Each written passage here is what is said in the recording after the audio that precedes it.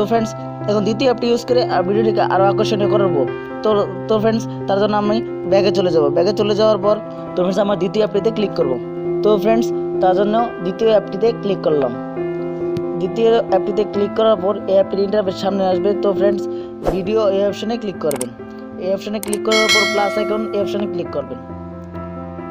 এই অপশনে ক্লিক করার পর তো ফ্রেন্ডস আমি যে ভিডিওটি মেক করেছি কিছুক্ষণ আগের অ্যাপটি দিয়ে, তো সেই এক্সপোর্টকৃত ভিডিওটি আমার এই অ্যাপটিতে ইনপুট করব। তার জন্য ভিডিওতে ক্লিক করলাম। ক্লিক করার পর টিক চিহ্নতে ক্লিক করলাম। ক্লিক করার পর টাইমলাইনে আমার আগের ভিডিওটি চলে আসছে। তো ফ্রেন্ডস আমার যে এখন প্রয়োজনীয় কিছু কাজ আছে সেই পরবর্তী কাজগুলো করব। তার জন্য প্রথমে আমি একটা ইফেক্ট দেব, ফ্ল্যাশ ইফেক্ট। তার জন্য ফিল্টার এই অপশনে ক্লিক করলাম। ক্লিক করার পর ইফেক্ট এই অপশনে ক্লিক করলাম। ফ্ল্যাশ ইফেক্টটাতে ক্লিক করলাম। টিক চিহ্নতে ক্লিক করলাম। তো ফ্রেন্ডস এখন আমি এই ভিডিওতে মিউজিক অ্যাড করব। তো ফ্রেন্ড একটা পছন্দের মিউজিক অ্যাড করবো। মিউজিক অপশনে ক্লিক করলাম। মিউজিক অপশনে ক্লিক করার পর মাই মিউজিকে ক্লিক করলাম। মাই মিউজিক ক্লিক করার আমার পছন্দের যেই সংটি আছে সেই সংটি আমি নিয়ে নেব। আমি সেই সংটি নিয়ে নিলাম। নিয়ে নেওয়ার পর ওকেতে ক্লিক করলাম।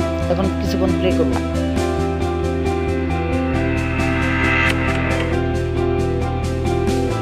তো ফ্রেন্ডস আমার ভিডিওর টাইমলাইনটি খুবই ছোট, তার জন্য টাইমলাইনটাকে আরও বড় করে দেবো। তার জন্য টাইমলাইনের উপরে ক্লিক করলাম। ক্লিক করার পর ডুপ্লিকেট এই অপশনে ক্লিক করলাম।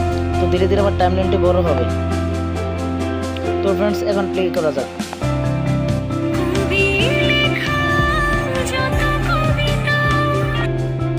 তো ফ্রেন্ডস এখন টাইমলাইনটি ক্লিক করার পর আবার মিউজিক অপশনে ক্লিক করলাম।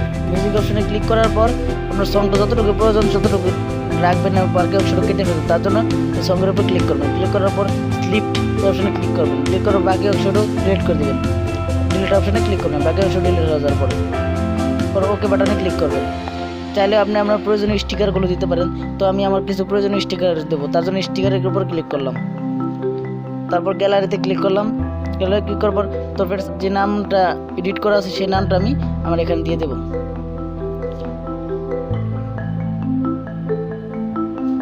পরে এই অপশনে নামটা সিলেক্ট করে দিলাম।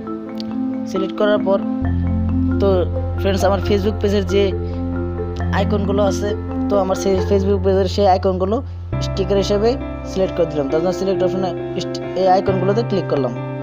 ক্লিক করার পর টিক চিহ্নতে ক্লিক করলাম। এখন আমার ইচ্ছা মতো পজিশন মতো আমি সেই আইকনগুলো বসিয়ে দিলাম। বসিয়ে দেওয়ার পর আমার টাইমলাইনগুলো ভিডিও টাইমলাইন পর্যন্ত লম্বা করে দিলাম, বাড়িয়ে দিলাম। বাড়িয়ে দেওয়ার পর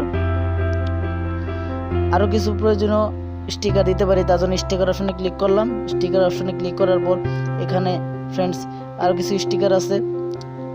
তো লাইটিং কিছু স্টিকার আছে, তো সেই স্টিকারগুলো আমি এখানে দিয়ে দিব।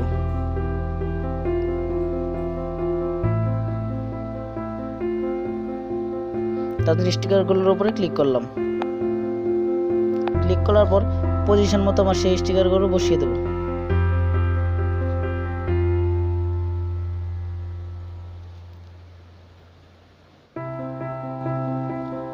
স্টিকারগুলো বসিয়ে দেওয়ার পর যে স্টিকারের টাইমলাইনগুলো আছে সেই টাইমলাইনগুলো ভিডিও টাইমলাইন পর্যন্ত বাড়িয়ে দেব।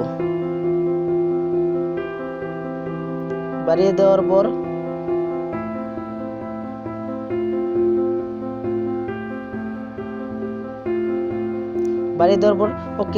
ওকেতে অথবা টিক চিহ্ন এই অপশনে ক্লিক করব। ক্লিক করার পর চলুন মোটামুটি আমার ভিডিওটাই কাজ সম্পূর্ণ হয়ে গেছে। তো ফ্রেন্ডস এখন আমি আপনাদেরকে ভিডিওটা প্লে করে দেখাবো। তার জন্য প্লেতে ক্লিক করলাম। দেখুন তো ফ্রেন্ডস দেখুন কত সুন্দর একটা অ্যানিমেশন ভিডিও তৈরি গেছে। কারণ বাস্তব একটা ভিডিও যেখানে সবকিছু অ্যানিমেশন চলতেছে।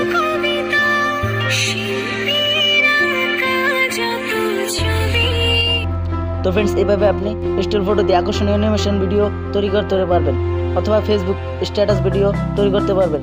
এখন আপনি এই ভিডিওটি আপনার গ্যালারিতে সেভ করবেন। সেভ করার জন্য আপনার উপরে সেভ অপশন আছে, সেভ অপশনে ক্লিক করবেন।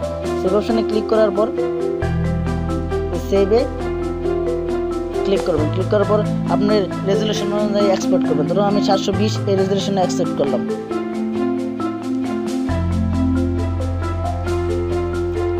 তো এক্সপোর্ট করার পর কিছুক্ষণ সময় নেবে।